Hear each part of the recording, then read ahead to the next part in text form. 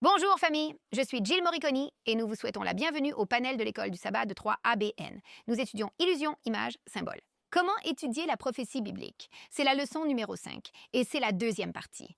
La semaine dernière, nous avons eu les nations première partie. Cette leçon est les nations deuxième partie. Si vous avez besoin d'un guide d'études bibliques pour adultes, vous pouvez vous rendre sur 3abnsabbatschoolpanel.com pour le télécharger et vous préparer à nous suivre, où nous vous encourageons toujours à visiter votre église adventiste du 7e jour local et à rejoindre un groupe d'études là-bas. Prenez votre Bible et préparez-vous à parcourir la parole de Dieu.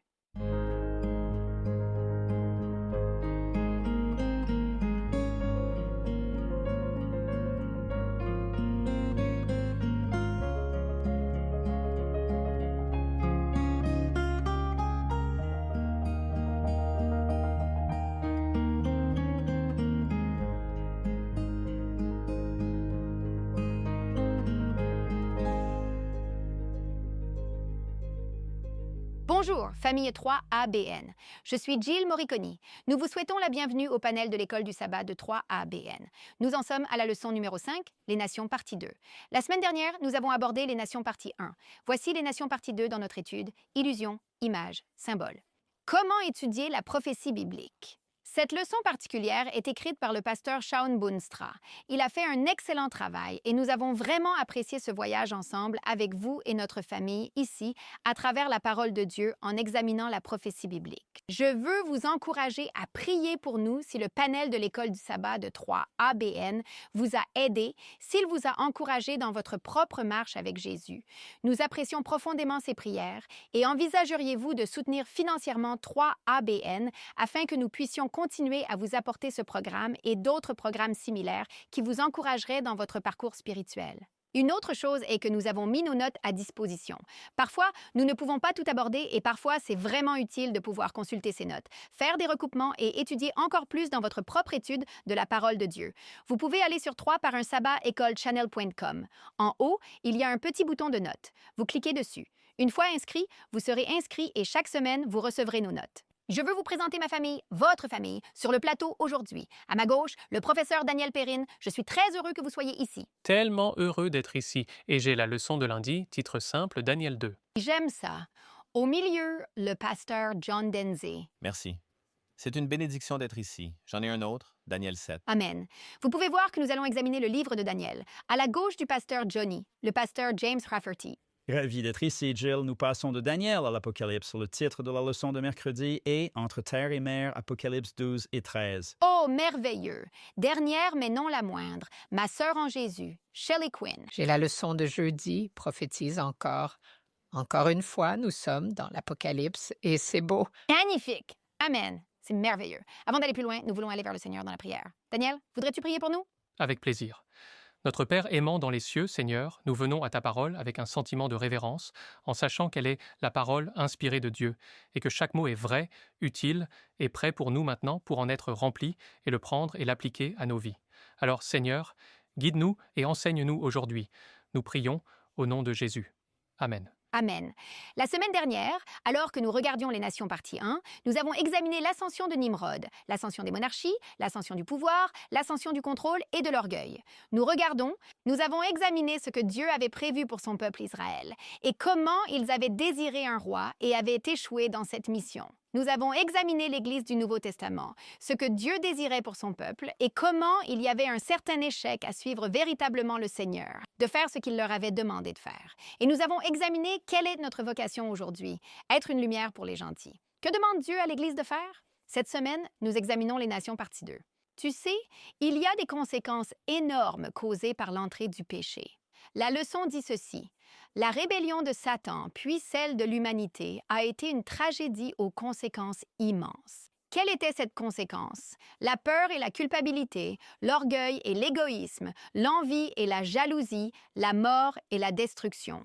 Nous avons vu cela avec Caïn tuant Abel. Cela est entré dans le monde si peu de temps après l'entrée du péché.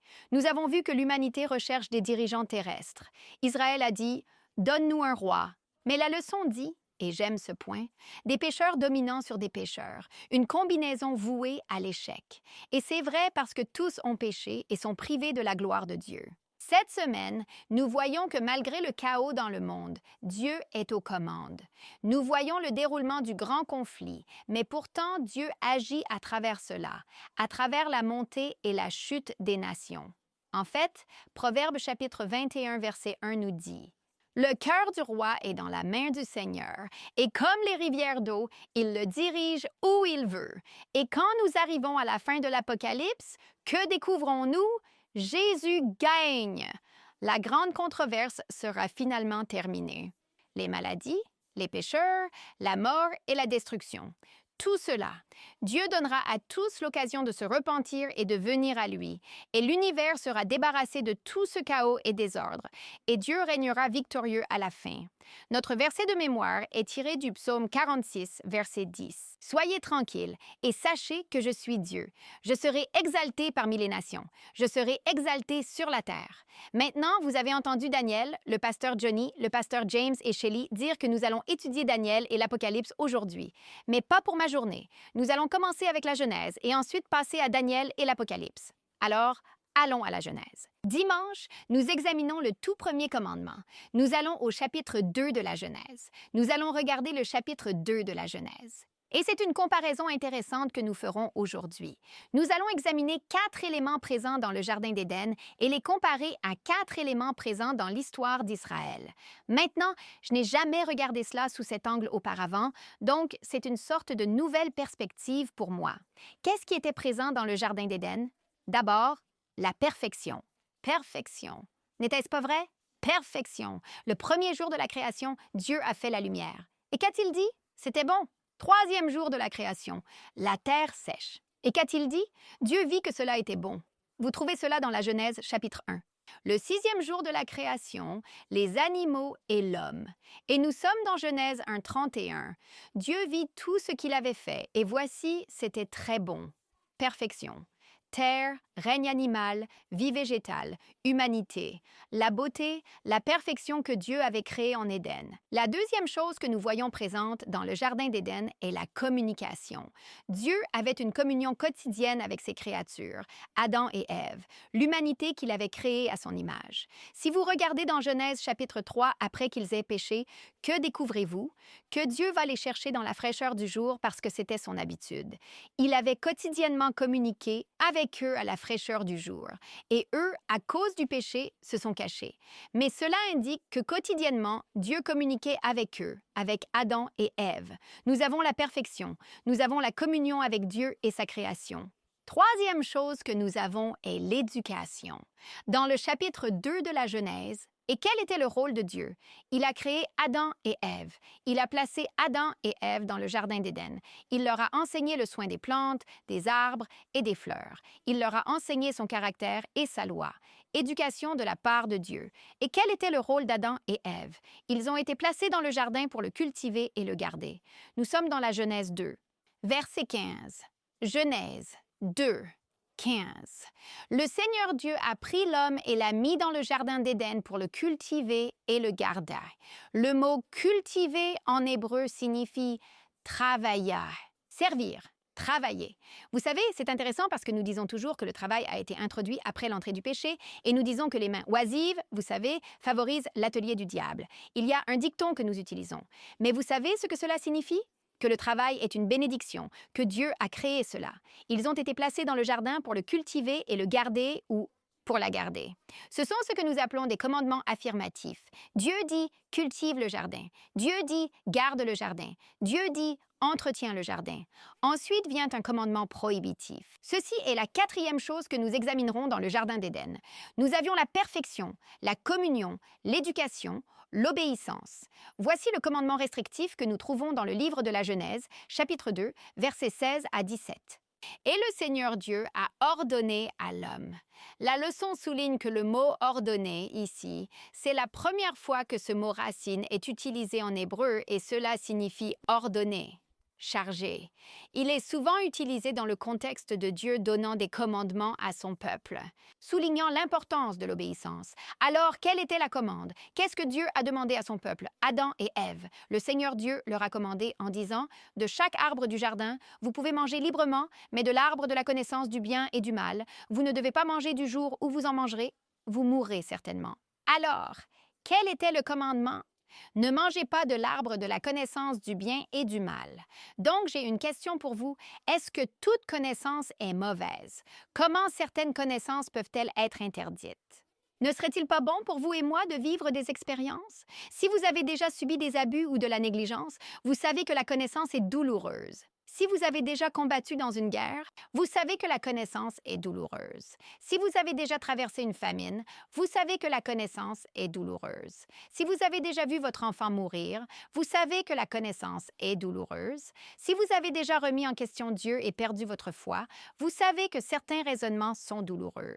Si vous avez déjà étudié des infidèles intellectuels, vous savez que le raisonnement peut être nuisible. Si jamais vous avez placé le raisonnement de l'homme au-dessus de la parole de Dieu, vous savez que le raisonnement peut être blessant.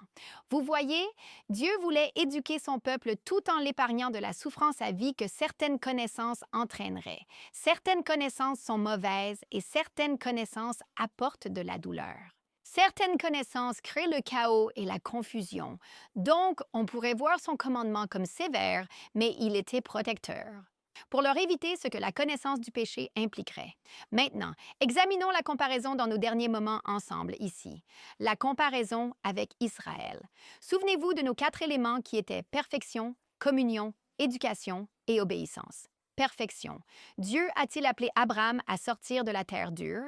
Oui, absolument. Nous avons étudié cela la semaine dernière. Genèse, chapitre 12, verset 2. Il dit « Je ferai de toi une grande nation. Je te bénirai et rendrai ton nom grand, et tu seras une bénédiction. » Donc, la nation d'Israël, le peuple choisi et spécial de Dieu, était commencé par un appel, avec de grands idéaux, pour être une lumière pour les gentils, pour représenter le caractère de Dieu au monde. Y avait-il communication entre Dieu et son peuple? Absolument. Dieu a parlé à Abraham, n'est-ce pas? Genèse 12, Genèse 17, on le voit. Dieu a parlé avec Isaac dans Genèse 26. Dieu a parlé avec Jacob dans Genèse 35. Dieu a parlé à Moïse dans l'Exode 3. Dieu a parlé aux enfants d'Israël depuis le mont Sinaï en donnant les 10 commandements. Dieu a aussi parlé à travers des juges et des prophètes, trop nombreux pour être mentionnés, à son peuple. Y avait-il une éducation? Il y avait une grande éducation. Les prophètes et les juges, ils étudiaient la Torah et les Écritures hébraïques. L'un des moyens clés par lesquels Dieu éduquait son peuple, et la leçon l'a souligné, était dans l'école de la discipline et de l'affliction. Hébreux 12, verset 11 dit « Certes, tout châtiment semble au moment où il est infligé être un sujet de tristesse et non de joie, mais il produit plus tard un fruit paisible de justice pour ceux qui ont été ainsi exercés. » Si vous étudiez Néhémie 9, nous n'avons pas le temps pour cela, mais vous voyez ce cycle quintuple de désobéissance. Les gens marchaient selon leur propre voie. Ils suivaient des idoles ou se mariaient avec d'autres nations païennes. Dieu apportait le jugement. C'était un cycle. C'était une mesure corrective. Les gens se sont repentis, Dieu a envoyé des miséricordes et il les a délivrés de leurs ennemis et ils ont marché avec lui pendant un temps, puis ils sont retombés dans la désobéissance. Ils ont abandonné Dieu et ensuite Dieu a envoyé à nouveau des mesures correctives. Donc parfois, quand toi et moi traversons une période difficile et nous nous demandons ce qui se passe, c'est une école. Dieu nous forme, nous discipline au milieu de cette école. Enfin, nous voyons l'obéissance. Dieu a appelé son peuple à être obéissant. Dans Isaïe 58, il dit « Oh, si tu avais gardé mes commandements, alors ta paix aurait été comme un fleuve. Les promesses données à Abraham auraient été une bénédiction. Son peuple aurait été une lumière sur une colline. » Donc, le défi pour nous aujourd'hui en tant que peuple de Dieu est d'apprendre même des expériences éducatives difficiles et de marcher dans l'obéissance. Amen. Merci, Jill. Nous sommes toujours à l'école, alors nous voici pour le prochain cours. Daniel chapitre 2. Daniel 2 est le titre. Je m'appelle Daniel Perrin sur la leçon de lundi. Daniel chapitre 2 est un chapitre incroyable de la Bible. Ne seriez-vous pas d'accord? Je me demande combien d'entre vous, c'était une étude biblique sur Daniel 2 qui a retenu votre attention. Oh, Waouh! Dieu savait tout ça. Il y a une main levée juste ici, pasteur Rafferty. Dieu savait tout ça à l'avance. Certains veulent dire non, cela a été écrit bien plus tard, mais même si c'était le cas, ce qui n'est pas vrai, cela dépasse toujours tout point auquel un érudit pourrait dire eh bien, Daniel a été écrit un peu plus tard. Dieu savait depuis l'époque de Nabuchodonosor jusqu'à la fin des temps. Je me souviens avoir lu ce livre, 1000 tomberont avec ma famille. Et Franz Hassel, il est juste littéralement donné des études bibliques sur une serviette, je me souviens, ou là où il l'avait écrit pour ses supérieurs nazis pendant la Deuxième Guerre mondiale dans l'armée, qui disait essentiellement que le Troisième Reich allait tomber. Aucune nation ne va conquérir le monde. Juste une histoire incroyable. Cette prophétie dans Daniel 2 est si simplifiée. Juste quelques images, comme juste quelques cadres de photos, et c'est tout ce que c'est, mais elle expose ces couches de complexité prophétique. Daniel 2 est une prophétie divine, mais il faut considérer à qui elle est donnée. Eh bien, elle n'a même pas été donnée d'abord aux prophètes de Dieu. Elle a été donnée à un monarque païen qui revenait littéralement d'avoir récemment détruit le temple de Dieu à Jérusalem. Ou du moins son empire avait détruit le temple de Dieu à Jérusalem. Dieu est tellement incroyable dans sa façon de communiquer. Donc ici nous sommes 2500 ans plus tard, toujours en train d'étudier ce rêve que ce monarque a eu au milieu de la nuit alors qu'il se demandait à propos de l'avenir. Quelque chose l'avait amené à se demander ce qui allait arriver, mais nous n'aurions pas continué à l'étudier comme nous le faisons, de la manière dont nous le faisons, si cela ne s'était pas révélé vrai. Cela devrait nous amener à réfléchir et prier parce que nous réalisons que Dieu, à travers cette vision, tendait la main. Il tend la main depuis le peuple de Dieu pour attirer des gens vers le peuple de Dieu. Cependant, c'est plus qu'une simple chronologie des événements futurs. J'aime comment la leçon a commencé avec l'idée que la prophétie donnée à Nabuchodonosor dans son rêve montre, et voici la citation, montre la relation entre son peuple, le peuple de Dieu, et les royaumes du monde. Il ne s'agit pas seulement de chronologie et d'information et de dire « Waouh, je sais tout cela », mais d'essayer de comprendre, de laisser Dieu nous aider à comprendre où nous appartenons dans les nations, dans la montée et la chute et le conflit et tout ce qui se passe dans les royaumes terrestres. Et ce n'est pas non plus simplement à propos d'apprendre à faire confiance à la souveraineté de Dieu, mais il s'agit de nous apprendre comment vivre entre un royaume et un autre, une philosophie ou une nation ou des guerres et des rumeurs de guerre. Quelle est notre place dans tout cela? Et donc, pour Nebuchadnezzar, si ses yeux étaient ouverts, et je crois qu'ils l'ont été avec le temps, cela lui a appris que le monde ne tourne pas autour de moi. Ce n'est pas juste à propos de moi. Je suis dans une grande histoire. Il y aura une conclusion qui ne s'arrête pas avec moi. Nous allons lire la vision dans un instant et Daniel, si tu veux bien tourner la page. Mais ce que nous allons demander, c'est ce qu'un monarque païen pourrait savoir sur cette vision même avant que Daniel ne donne l'interprétation. Bien sûr, il avait oublié le rêve. Nous savons déjà qu'il pensait à l'avenir et nous savons qu'il avait oublié ce rêve inoubliable. Ensuite, Daniel le ramène à sa mémoire et sous la menace de mort, Daniel demande respectueusement plus de temps. Vous devez comprendre cela. Daniel a demandé plus de temps pour aller à la réunion de prière. D'accord? Il a dit « je dois y aller » et il a passé la nuit en prière avec ses amis. Beaucoup de choses importantes se passent lors des réunions de prière. Alors nous devons continuer à nous rendre là où des prières sont faites. Et tout cela a donné à Nabuchodonosor des indices que cette vision, cette image qu'il est sur le point de voir va être significative. Lisons-la ensemble. Daniel 2, verset 29, puis je vais sauter au verset 31 à 35. Quant à toi, ô roi, des pensées te sont venues à l'esprit pendant que tu étais sur ton lit au sujet de ce qui arrivera après cela, et celui qui révèle les secrets t'a fait connaître ce qui sera. Toi, ô roi, tu regardais, et voici, c'est une grande image. Cette grande image dont l'éclat était excellent se tenait devant vous et sa forme était impressionnante. La tête de cette image était d'or fin, sa poitrine et ses bras d'argent, son ventre et ses cuisses de bronze, ses jambes de fer, ses pieds partiellement de fer et partiellement d'argile. C'est bref, mais des milliers d'années de l'histoire de la Terre défilent en un instant d'une image. Tu as juste une photographie devant lui, puis l'action commence. Verset 34, tu regardais lorsqu'une pierre se détacha sans main qui frappa l'image sur ses pieds. Ici, elle s'y précipite de fer et d'argile et les brisa en morceaux. Puis le fer, l'argile, le bronze, l'argent et l'or furent broyés ensemble et devinrent comme la balle des airs de battage en été. Le vent les emporta sans laisser aucune trace, et la pierre qui avait frappé l'image devint une grande montagne et remplit la terre, toute la terre. Eh bien, que pouvait-il remarquer même sans comparer l'Écriture avec l'Écriture dans l'Ancien Testament? La première chose qu'il a remarqué, c'est que c'est humain, c'est fait par l'homme. Cela ressemble à quelque chose que l'ingéniosité et la créativité humaine pourraient construire, quelque chose qui reflète son esprit, quelque chose qui reflète son pouvoir. Cela lui ressemblait beaucoup. D'après ce que nous savons de nous-mêmes, nous reconnaissons que nous sommes fragiles, nous sommes mortels, nous pourrions être abattus en trébuchant sur une racine d'arbre par la morsure d'un serpent, une piqûre de moustique. Et s'il est prêt à regarder de près, il voit que cette chose est temporaire, elle est périssable, elle est finie. De près, elle paraît si grande, mais en reculant de plus en plus, elle se réduit presque à néant et c'est lui-même. Ses valeurs décroissantes vont de l'or et on devient de moins en moins précieux jusqu'à atteindre l'argile à la fin. Pas seulement une richesse déclinante, mais une valeur déclinante. Quelle sorte de valeur? La valeur humaine. La valeur morale, la force de caractère. Et cela se passe aujourd'hui. Il voit que cette image est statique. Il n'y a aucune action. Elle est juste là. Elle ne fait rien. Elle n'avance pas, elle ne se développe pas, elle ne s'améliore pas, elle décline juste et finalement, elle s'effondre. Il voit que c'est lourd en haut, c'est large en haut, c'est étroit à la base. L'or est le matériau le plus dense, l'argent le suivant, puis le bronze, ensuite le fer, et puis bien sûr l'argile et le fer les moins denses. Et cette argile ne fait rien pour aider le fer à adhérer.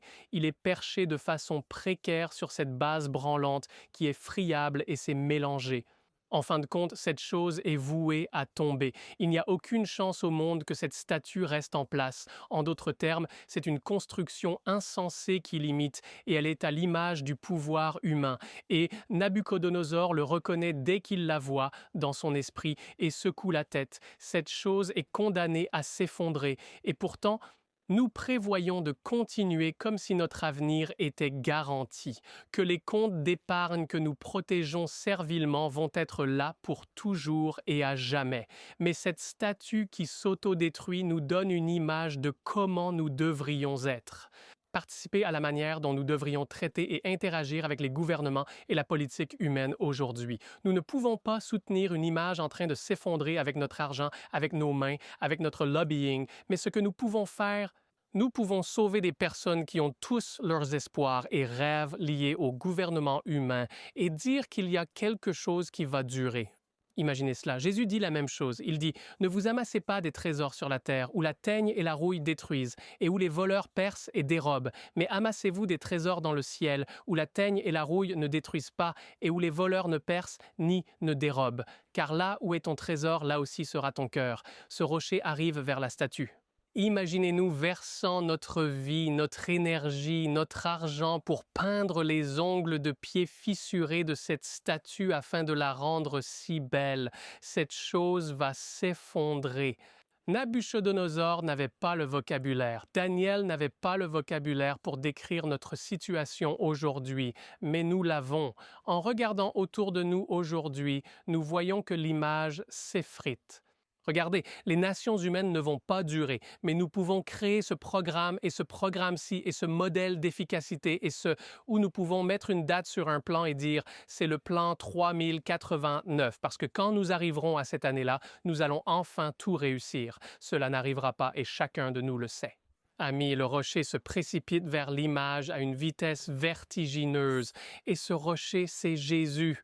Ce rocher est la deuxième venue. Nous voyons cela se dérouler à travers le reste des Écritures, ce dont nous n'examinons pas les preuves ici. Donc je veux que vous sachiez, cela nous permet de savoir que nous pouvons être un bon citoyen des nations dont nous faisons partie pendant que nous sommes ici. C'est ce que nous sommes appelés à faire, mais nous reconnaissons que notre citoyenneté, notre véritable citoyenneté est céleste. Et nous sommes appelés comme Daniel à orienter l'esprit des gens vers ce qui va arriver à ce monde, ce qui nous conduit alors à chercher le monde à venir, le royaume de Dieu qui ne passera pas. Amen.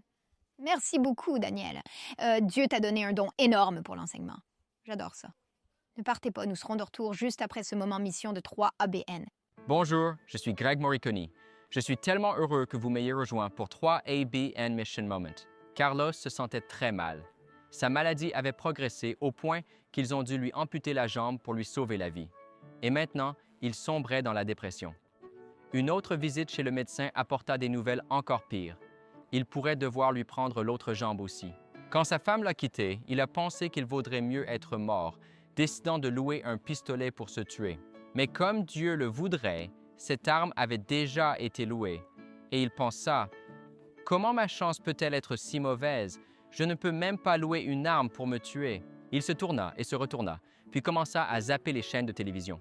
En trouvant 3 ABN Latino, il continue à regarder jusqu'au lever du soleil. À ce moment-là, vous l'avez deviné, Carlos avait donné sa vie au Seigneur. Il se sentait si heureux qu'il chercha même une église adventiste du 7e jour avant d'aller se coucher. Il est allé à l'église et a été baptisé. Ensuite, sa santé s'est tellement améliorée en regardant les programmes de 3 ABN que son médecin a dit « Carlos, je ne sais pas ce que tu as fait, mais tu vas tellement mieux que nous n'avons pas besoin d'amputer ta jambe. » Mais ce n'est pas tout. Quelqu'un de son église l'a aidé à démarrer une petite entreprise. Et pour couronner le tout, son mariage a été restauré et sa femme a décidé de revenir à la maison. Louons Dieu. Nous aurons une autre histoire pour vous lors du prochain 3 ABN Mission Moment. Bienvenue à nouveau dans notre étude sur les nations partie 2. Et nous passons la parole au pasteur Johnny. Eh bien, merci beaucoup. Nous en sommes maintenant à la partie du mardi de la leçon. Nous allons dans Daniel 7 et Daniel 7 est là où nous allons lire quelques versets, mais avant cela, j'aimerais partager certaines choses ici. Souvenez-vous que Daniel 2 nous présente une vision ou un rêve que Dieu a donné à Nabuchodonosor. Mais maintenant, au chapitre 7 de Daniel, un scénario différent. Daniel se voit en vision, prophète du Seigneur, la même scène ou le même type de nation, mais dans un autre aspect. Je vous lis de la leçon.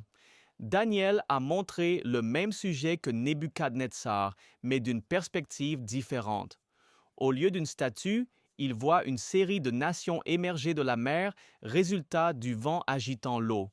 Ces nations étaient dans un état de conflit constant, provoquant un changement perpétuel de pouvoir parmi elles. Et nous devons examiner quelques versets pour voir comment cela est présenté ou montré à propos de ces nations païennes. Ces nations gentilles. Le premier que nous allons voir est le psaume 65. Et nous allons lire les versets 5 à 8. Remarquez ici, par des actions redoutables en justice, tu nous répondras, ô Dieu de notre salut. Toi qui es la confiance de toutes les extrémités de la terre et de toutes les mers lointaines, qui a établi les montagnes par sa force, étant revêtu de puissance. Toi qui apaises le bruit des mers, le bruit de leurs vagues et le tumulte des peuples. Ceux qui habitent aux extrémités de la terre redoutent aussi tes signes. Tu fais exulter les départs du matin et du soir. Nous voyons ici que la Bible compare les gens ou les nations en conflit au tumulte des mers et au tumulte des peuples. Un autre que nous allons examiner est Ésaïe chapitre 17, versets 13, 12 et 13. Malheur à la multitude de nombreux peuples qui font un bruit comme le rugissement des mers et à l'élan des nations, qui fait un élan comme le fracas des eaux puissantes. Les nations se précipiteront comme le fracas de nombreuses eaux, mais Dieu les rabrouera et elles s'enfuiront loin et être poursuivies comme la paille des montagnes devant le vent, comme une chose qui roule devant le tourbillon. Ainsi, nous voyons ici que la masse de personnes, la masse de nations est représentée comme des mers rugissantes et un tumulte. C'est très intéressant quand on regarde en contraste ce que Dieu avait conçu pour son peuple. Vraiment, Dieu a créé un monde dans lequel il était supposé y avoir la paix pour toujours, mais le péché entrant dans le monde a créé un monde de souffrance. Et une nation regardant une autre nation, voyant ce qu'elle a, elle veut ce qu'elle a, et elle choisit d'attaquer. En ce moment, il y a environ au moins 45 conflits armés dans le monde. Guerre entre tribus, guerre entre nations. Bien sûr, beaucoup pensent aux nations qui sont en guerre maintenant et qui sont plus en avant des nouvelles comme Israël en train de se battre. La Russie se bat avec l'Ukraine et d'autres nations qui s'impliquent dans ces conflits. Mais en général, comme vous l'avez entendu, Dieu est aux commandes. Et nous louons le Seigneur que le livre de l'Apocalypse nous montre qu'il y a 4 anges contrôlant les 4 vents de la terre afin que ce monde ne devienne pas une masse. Il y a du chaos et de la guerre dans le monde entier.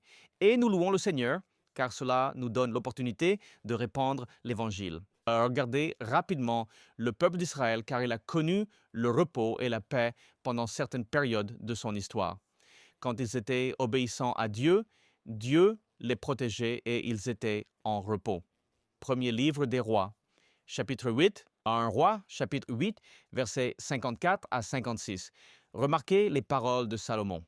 Magnifique. Et ce fut ainsi quand Salomon eut fini de prier, toute cette prière et supplication au Seigneur, il se leva devant l'autel du Seigneur après s'être agenouillé, les mains levées vers le ciel, et il se tenait debout et bénit toute l'assemblée d'Israël d'une voix forte en disant « Béni soit le Seigneur qui a donné du repos à son peuple Israël, selon tout ce qu'il avait promis.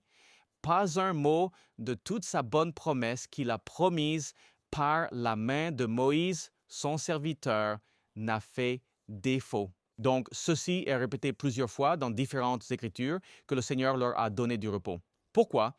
Parce que le peuple a rejeté les dieux.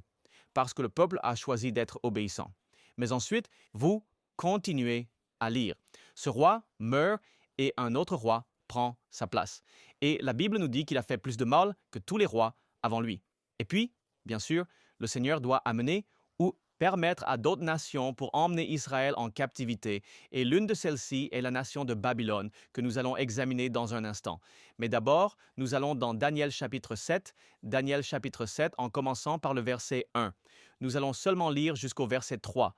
Ici, la leçon indique qu'il y a beaucoup de mouvements dans cette scène et quelles leçons pouvons-nous tirer de cette imagerie de la bête sortant de la mer? Daniel chapitre 7, verset 1.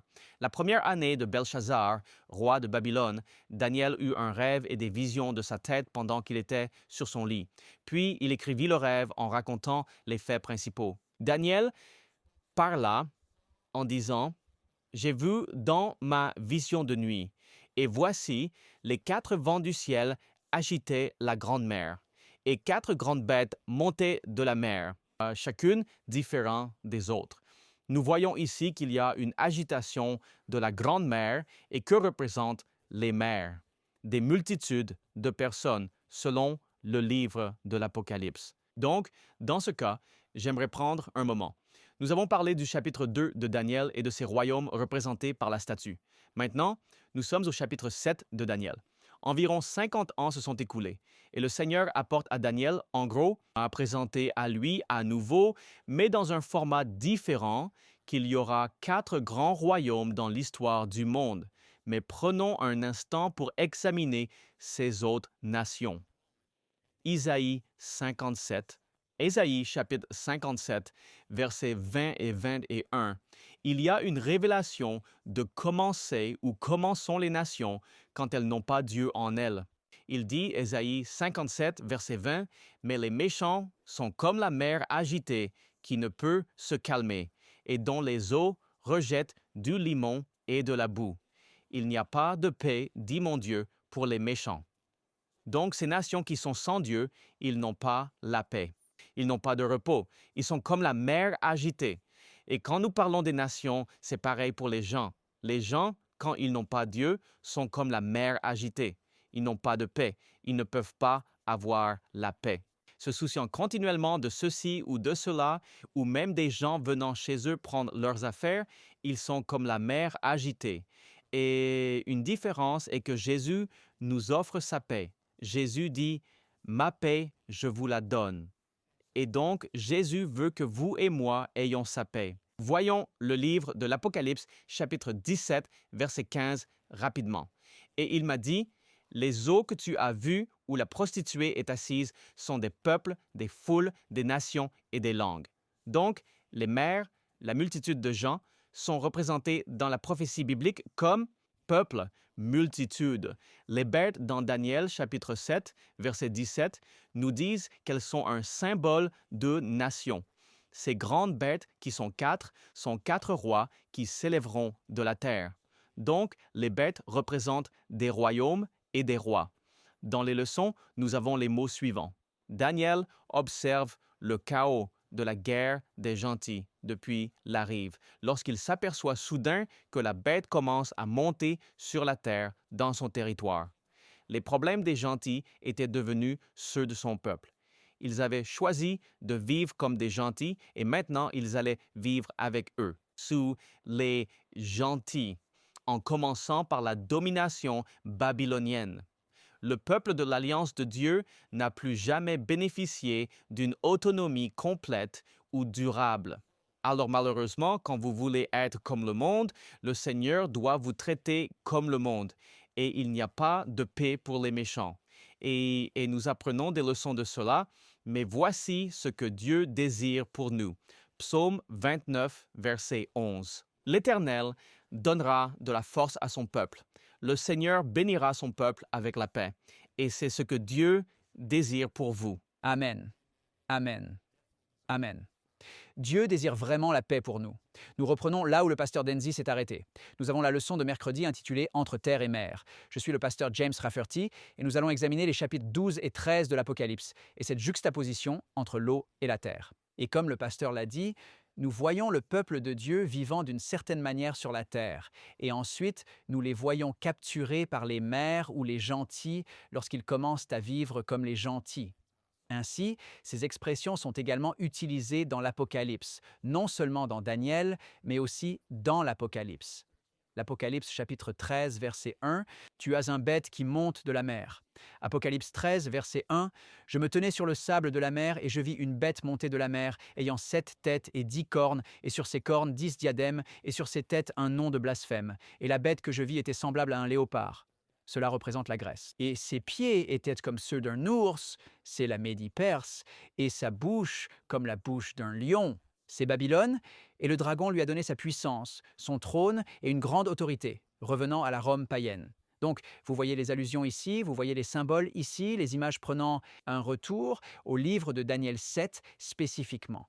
Nous continuons cela ici dans l'Apocalypse 13, verset 1, mais ensuite, nous avons la deuxième bête, pouvoir terrestre ou royaume s'élevant de la terre, Apocalypse 13, verset 11, « Et je vis une autre bête. » C'est une nouvelle puissance, une autre qui s'élève de la terre, et il avait 2 cornes comme un agneau.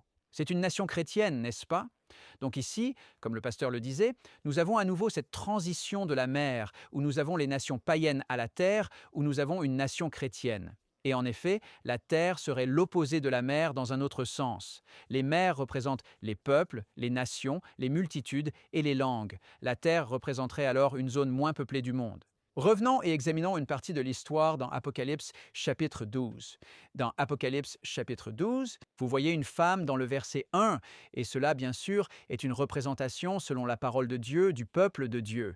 La femme est vêtue du soleil, elle a la lune sous ses pieds et une couronne de 12 étoiles sur sa tête. C'est une représentation du peuple de Dieu dans l'Ancien Testament. Maintenant, comment le savons-nous? Eh bien, tout d'abord, nous le savons parce que cette femme est enceinte et elle va mettre au monde cet enfant qui est pris au ciel jusqu'au trône de Dieu et doit régner sur les nations avec une verge de fer. C'est le verset 5. Alors cet enfant avec lequel elle est enceinte est Jésus-Christ. Satan, le dragon, essaie de détruire cet enfant dès sa naissance et c'est le contexte des versets ici. Et bien sûr, cela s'est passé par la nation païenne de Rome qui a utilisé Hérode, ou Satan a utilisé Hérode pour tenter de détruire le Christ dès sa naissance. Alors, cela commence ici avec une image de l'Église de Dieu dans l'Ancien Testament et la naissance de Christ. Mais ensuite, au verset 6, il y a une transition vers l'Église de Dieu dans le Nouveau Testament.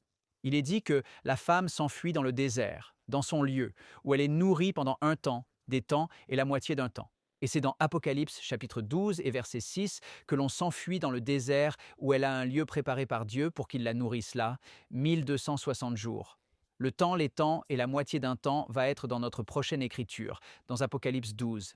Et cette écriture se trouve au verset 14. « Et à la femme furent données 2 ailes d'un grand aigle, afin qu'elle puisse voler dans son lit dans le désert, à sa place où elle est nourrie pour un temps, des temps et la moitié d'un temps, loin de la face du serpent. » Ainsi, nous avons l'Église de Dieu faisant la transition vers l'Église chrétienne et fuyant dans le désert pendant ce que nous appelons le Moyen Âge, les 42 mois à 1260 ans, principe d'un jour pour une année ici. Et quand cette femme fuit, il est dit au verset 15 que le serpent jette de sa bouche de l'eau. Maintenant, rappelez-vous, les eaux représentent les peuples, les nations, les multitudes et les langues comme un déluge. Que représente le déluge ? Eh bien, si vous regardez dans Ésaïe 59, 19, la dernière partie de ce verset, il dit « Quand l'ennemi viendra comme un torrent, l'Esprit de l'Éternel le mettra en fuite. » Et donc, nous voyons Satan utiliser l'ennemi du peuple de Dieu, toutes ces nations et langues et peuples, pour persécuter l'Église de Dieu, la femme, et elle fuit cette persécution.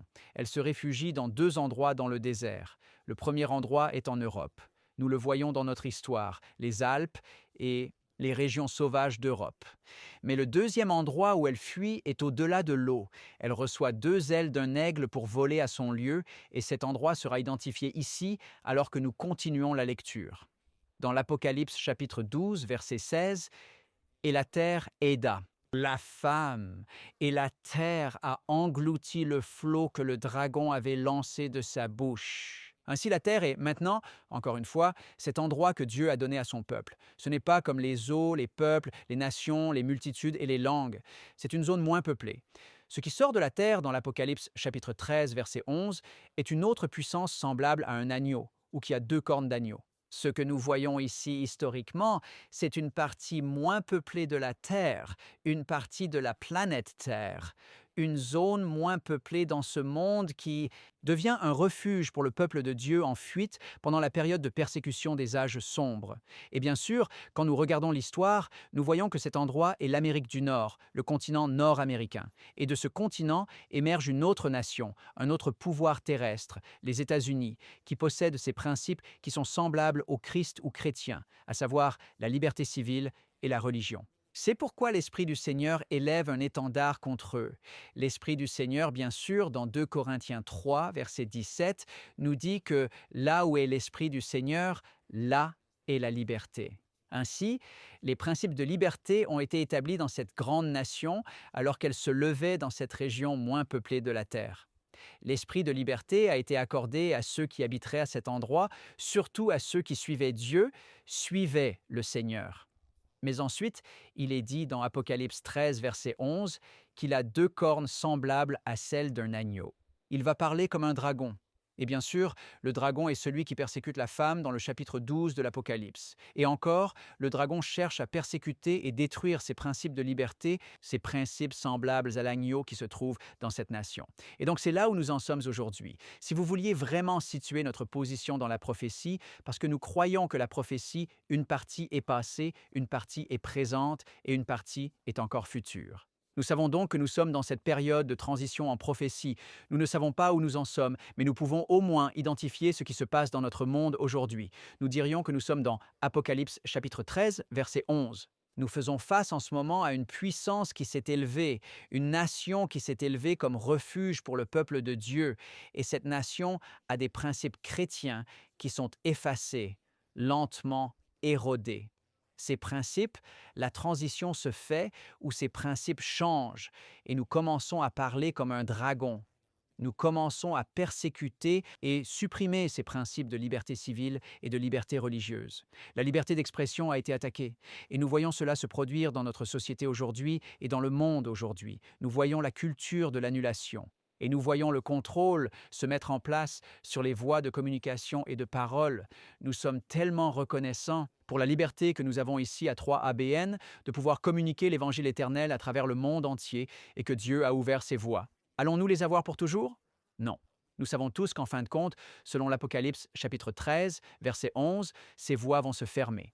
Donc le moment est venu pour vous de profiter de l'accès que vous avez à ces belles vérités que Dieu nous a données et de profiter de se procurer les ressources, les notes d'école du sabbat et les ressources que Dieu nous a données et aussi de profiter des programmes que nous avons. Et nous voulons vous encourager à en profiter dès maintenant, non seulement pour vous-même, mais aussi pour les autres. Et nous voyons aussi que ces principes vont mener à une image qui va être formée pour la première bête qui s'est levée de la mer. Et cette image va éliminer l'accès que nous avons aux libertés économiques, aux libertés civiles, va être une force de contrôle qui vous empêche de pouvoir acheter ou vendre.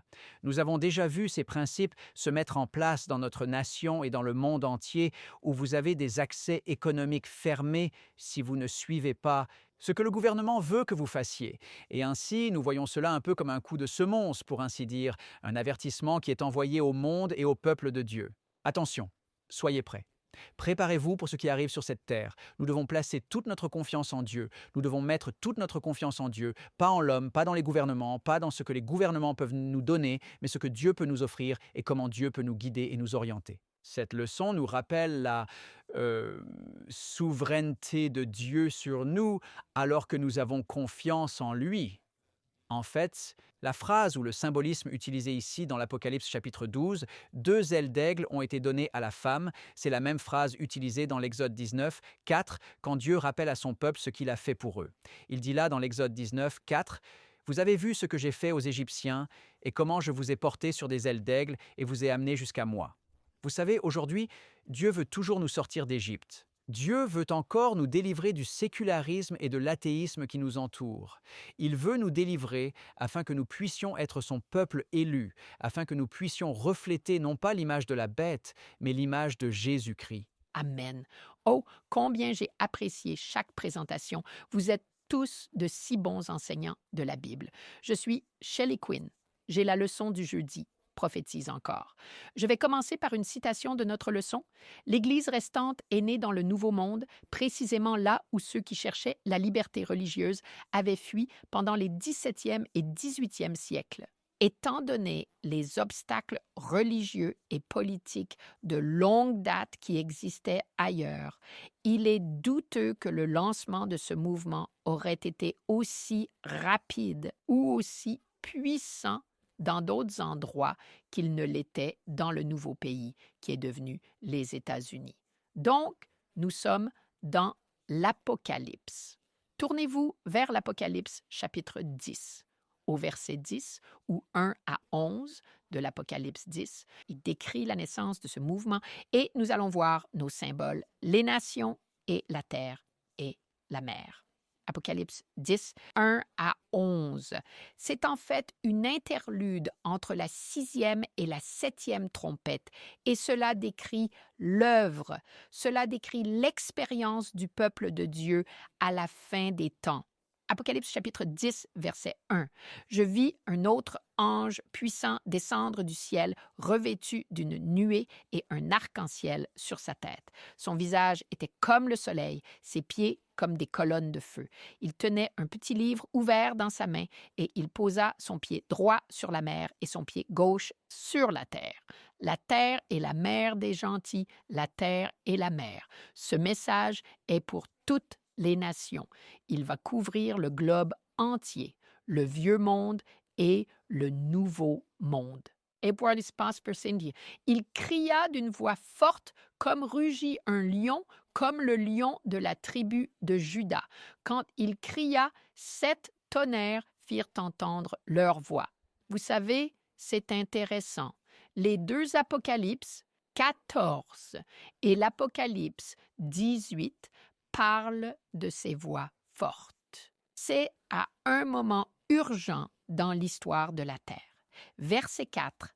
Quand les 7 tonnerres firent entendre leur voix, j'étais sur le point d'écrire, mais j'ai entendu une voix du ciel me dire, « Maintenant c'est étrange.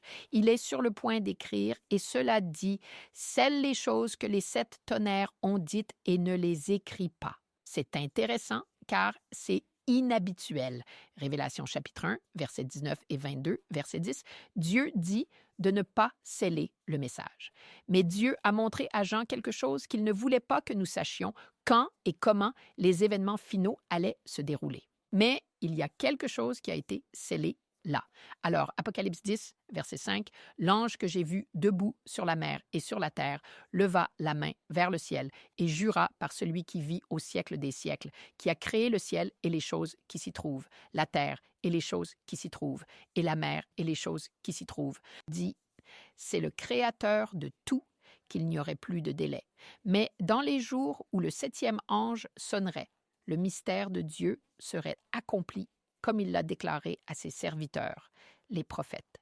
Puis la voix que j'avais entendue du ciel me parla à nouveau et dit, « Ah, c'est bien, va prendre le petit livre qui est ouvert dans la main de l'ange qui se tient sur la mer et sur la terre. » Nous croyons que ce petit livre est probablement le livre de Daniel.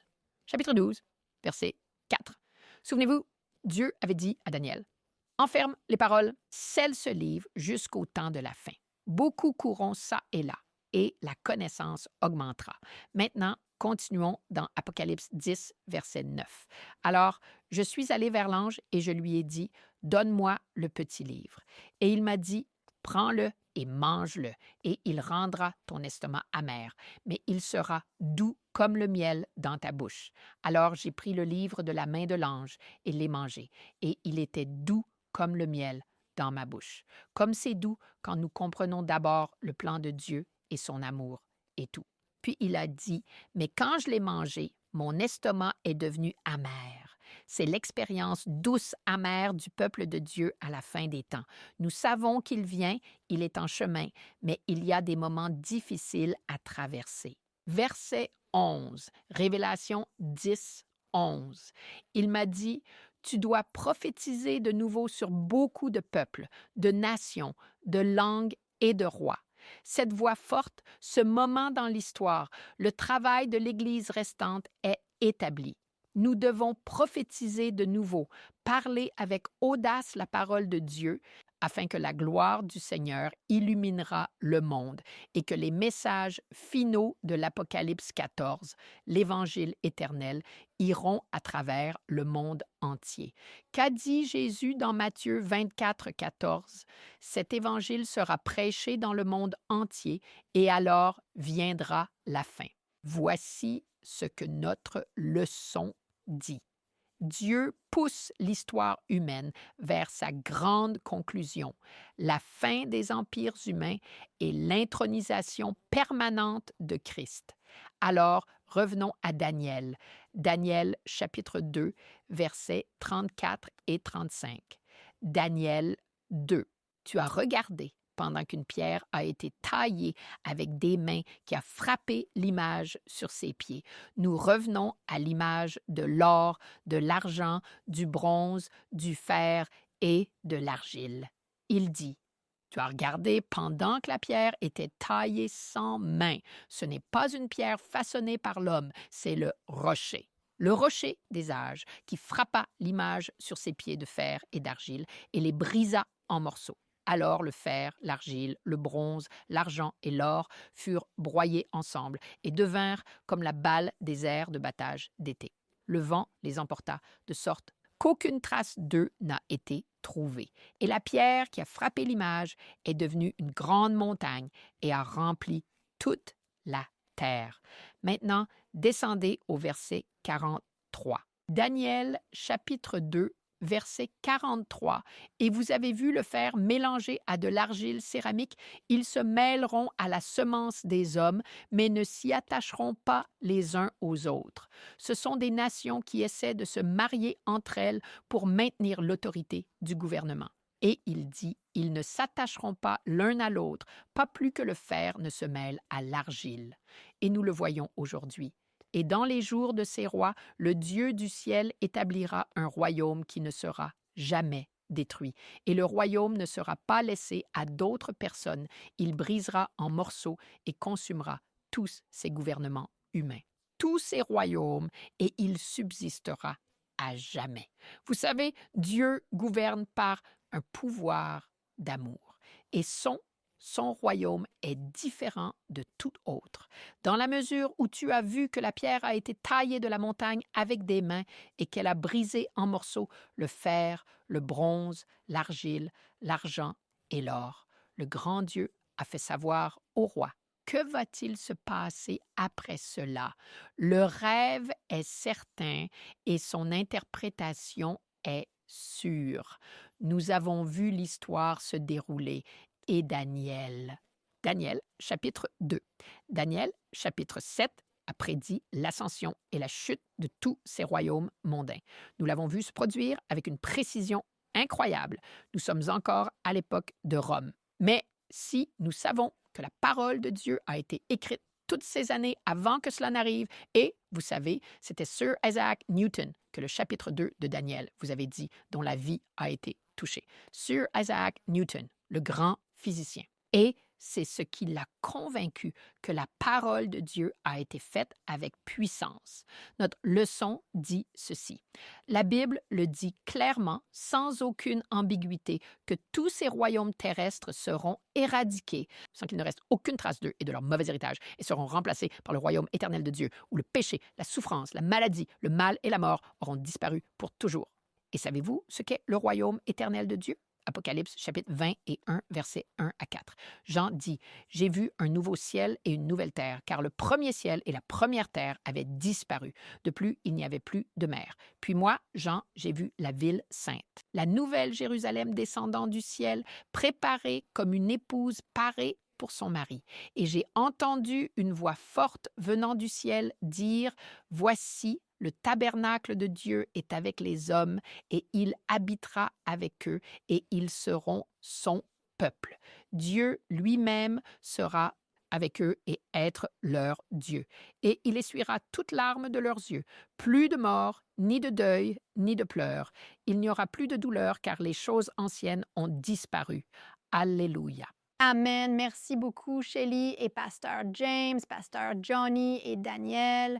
Merci pour votre étude de la parole de Dieu alors que nous avons examiné l'ascension et la chute des nations et comment notre Dieu est au-dessus de tout. Je veux donner à chacun de vous un moment pour une pensée finale. Oui, j'aimerais simplement encourager chacun de vous à se familiariser avec Daniel chapitre 2, car on ne sait jamais quand se présentera le moment, ce rendez-vous divin où vous pourrez expliquer à quelqu'un qui ne l'a jamais entendu auparavant et ouvrir ses yeux et l'inviter à une étude plus profonde de la parole de Dieu et à une expérience avec Dieu. Amen, amen. Eh bien, je voudrais juste vous inviter à réfléchir, comme Jésus l'a dit, que vous êtes la lumière du monde. Laissez votre lumière briller afin que les méchants puissent voir vos bonnes œuvres et glorifier Dieu au ciel et vouloir connaître le Dieu que vous connaissez. Amen. Amen. Et le chapitre 48 d'Isaïe a un message pour nous qui résume un peu ce que nous avons vu ici. Oui, écoutez ceci aux maisons de Jacob, qui sont appelés par le nom du Seigneur, qui sortent des eaux de Juda, qui jurent par le nom du Seigneur et font mention du Dieu d'Israël, mais non en vérité, ni en justice, car il se nomme la ville sainte. Il s'appuie sur le Dieu d'Israël, le Seigneur des armées est son nom. J'ai déclaré les premières choses dès le commencement. Elles sont sorties de ma bouche. Je les ai faits soudainement et ils se sont réalisés. C'est la prophétie. Pourquoi? Parce que je savais que vous étiez obstinés, que votre cou était comme un tendon de fer et votre front comme du bronze. Ne soyez pas endurcis. Laissez la parole de Dieu et les prophéties de la parole de Dieu ouvrir votre cœur pour reconnaître qu'il y a un souverain, un créateur de ce monde, et c'est le Dieu, Seigneur du ciel et de la terre, et permets-lui de diriger ta vie et d'éloigner ses influences du monde. Merci beaucoup. Je veux juste dire ceci. Dieu nous donne la prophétie parce qu'il nous aime. Et je crois que vous êtes le premier que j'ai entendu dire cela. La prophétie n'est pas donnée pour nous faire peur, mais pour nous préparer. Donc, quand vous regardez les prophéties, rappelez-vous, Christ est le centre et la circonférence de chaque message dans la Bible. Amen. Je veux vous laisser avec Apocalypse, chapitre 22. Dernier livre de la Bible, dernier chapitre, verset 12. Voici, je viens bientôt. Ma récompense est avec moi. Et si vous descendez au verset 17, l'Esprit et l'Épouse disent « Viens ». Et que celui qui entend dise « Viens ». Que celui qui a soif vienne, celui qui le désire, qu'il prenne l'eau de la vie gratuitement. C'est l'invitation qui vous est faite aujourd'hui. Rejoignez-nous la semaine prochaine pour la leçon 6, comprendre le sacrifice. Maintenant, nous voulons conclure par une prière au Seigneur. Père Saint, nous te remercions de diriger ce monde. Tu diriges les nations, tu diriges nos cœurs et nous nous ouvrons, soumettons et engageons à nouveau envers toi. Agirais-tu dans nos vies, dans nos foyers, notre Église et dans ces nations. Et nous te remercions. Au nom de Jésus. Amen. Amen.